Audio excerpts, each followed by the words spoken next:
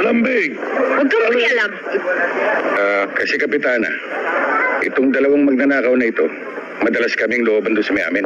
Sa inyo, bakit kayo nandito? Eh mangyari ho, Kapitana, dito sila tumakbo, natural lang, dito namin sila habulin.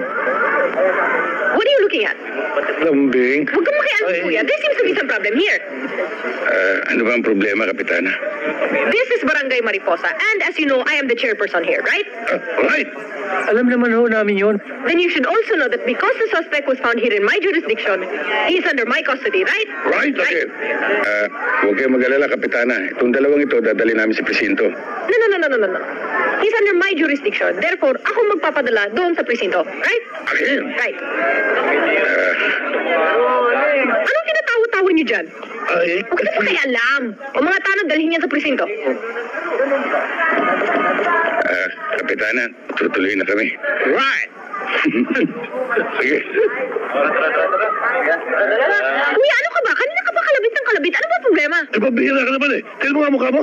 Ang ulo mo, puro-puro loloy. Nakakaya sa mga tao ah. Tignan mo. Oh, ano?